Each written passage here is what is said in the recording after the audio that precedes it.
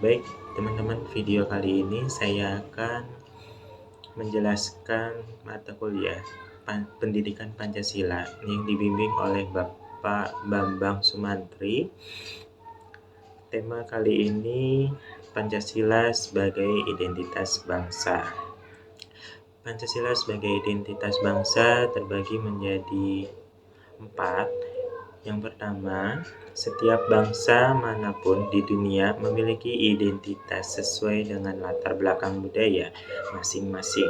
Yang kedua, budaya merupakan proses cipta, rasa, dan karsa yang dikelola dan dikembangkan secara terus-menerus. Yang ketiga, budaya dapat membentuk identitas suatu bangsa melalui proses inkulturasi dan akulturasi. Dan yang terakhir, Pancasila sebagai identitas bangsa Indonesia merupakan konsekuensi dari proses inkulturasi dan akulturasi tersebut. Baik teman-teman, di sini ada kebudayaan bangsa Indonesia merupakan hasil inkulturasi, yaitu proses perpaduan berbagai elemen budaya dalam kehidupan masyarakat sehingga menjadi masyarakat berkembang secara dinamis. Beberapa saluran inkulturasi meliputi jaringan pendidikan, kontrol, dan bimbingan keluarga, struktur kepribadian dasar, dan self expressions. Kebudayaan merupakan hasil akulturasi adalah perubahan besar yang terjadi sebagai akibat dari kontak antar budaya yang berlangsung lama. Hal-hal yang terjadi dalam akulturasi meliputi yang pertama, substitusi, yaitu pergantian unsur atau kompleks yang ada oleh yang lain yang mengambil alih fungsinya dengan perubahan struktural yang minimal. Contoh substitusinya sistem komunikasi tradisional seperti kentongan diganti dengan telepon. Yang kedua, sinkretisme, yaitu pencampuran unsur lama untuk membentuk sistem baru. Misalnya, percampuran antara sistem religi masyarakat tradisional di Jawa antara ajaran Hindu, Buddha dengan unsur ajaran agama Islam yang menghasilkan sistem kepercayaan kejawen. Yang ketiga ada adisi. Adisi yaitu tambahan unsur atau kompleks-kompleks baru. Misalnya, beroperasinya alat transportasi kendaraan, angkutan bermotor untuk melengkapi alat transportasi tradisional seperti Cidomo. Cidomo itu apa sih? Yaitu Cikar, Dokar, dan Bemo yang menggunakan roda mobil. Yang keempat ada originasi, yaitu tumbuhnya unsur-unsur baru untuk memenuhi kebutuhan situasi yang berubah. Misalnya, masuknya teknologi listrik ke pedesaan, masuknya teknologi listrik ke pedesaan menyebabkan perubahan perilaku masyarakat pedesaan akibat pengaruh informasi yang disiarkan media elektronik seperti televisi dan radio. Yang kelima ada rejeksi. Rejeksi yaitu perubahan yang berlangsung cepat dapat membuat sejumlah besar orang tidak dapat menerimanya sehingga menyebabkan penolakan total atau timbulnya pemberontakan atau gerakan kebangkitan. Nah, teman-teman, di sini ada namanya faktor pendorong akulturasi. Faktor pendorong akulturasi ini terbagi menjadi 8. Yang pertama, ada kontak dengan kebudayaan lain. Yang kedua, sistem pendidikan formal yang maju. Yang ketiga, sikap menghargai hasil karya seseorang dan keinginan untuk maju.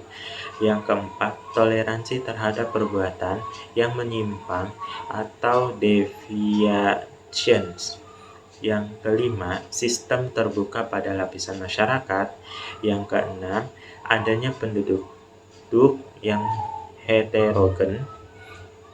Yang ketujuh, ketidakpuasan masyarakat terhadap bidang kehidupan tertentu.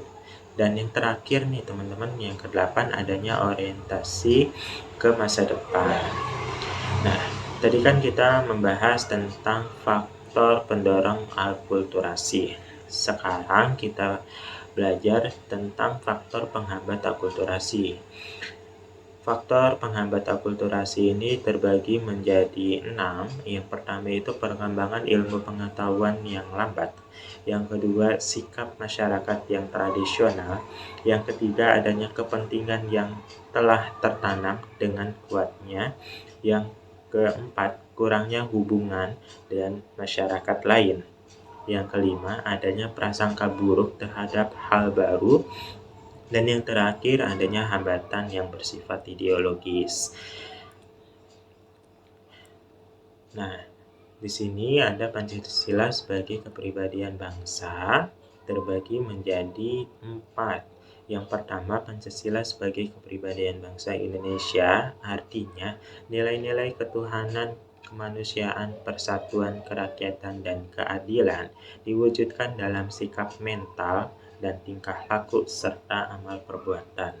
Yang kedua, sikap mental, tingkah laku, dan perbuatan bangsa Indonesia mempunyai ciri khas, artinya dapat dibedakan dengan agama dengan bangsa lain. Yang ketiga, kepribadian bangsa Indonesia sendiri sudah terbentuk sejak lama sehingga sejarah mencatat kejayaan di zaman Majapahit, Sriwijaya, Matraman, dan lain-lain yang memperlihatkan keunggulan peradaban di masa itu. Dan yang keempat, nilai-nilai spiritual, sistem perekonomian, politik, budaya merupakan contoh keunggulan yang berakar dari kepribadian masyarakat Indonesia sendiri. Nah, Pancasila sebagai pandangan hidup bangsa dibagi menjadi 3, teman-teman. Nah, yang pertama, Pancasila dikatakan sebagai pandangan hidup bangsa. Artinya, nilai-nilai ketuhanan, kemanusiaan, persatuan, kerakyatan, dan keadilan diyakini kebenarannya, kebaikannya, keindahannya, dan kegunaannya oleh bangsa Indonesia yang dijadikan sebagai pedoman kehidupan bermasyarakat dan berbangsa. Yang kedua, Pancasila sebagai pandangan hidup berarti nilai-nilai Pancasila melekat dalam kehidupan masyarakat dan dijadikan norma dalam bersikap dan bertindak. Dan yang terakhir yaitu ketika Pancasila berfungsi sebagai pandangan hidup bangsa Indonesia, maka seluruh nilai-nilai Pancasila dimanifestasi ke dalam kehidupan bermasyarakat, berbangsa, dan bernegara. Pancasila sebagai jiwa bangsa. Pancasila sebagai jiwa bangsa ini terbagi menjadi 3, teman-teman. Yang pertama, sebagaimana dikatakan von Savigny bahwa setiap bangsa mempunyai jiwanya masing-masing yang dinamakan Volksgeist atau artinya itu jiwa rakyat atau jiwa bangsa. Yang kedua, Pancasila sebagai jiwa bangsa lahir bersamaan dengan lahirnya bangsa Indonesia.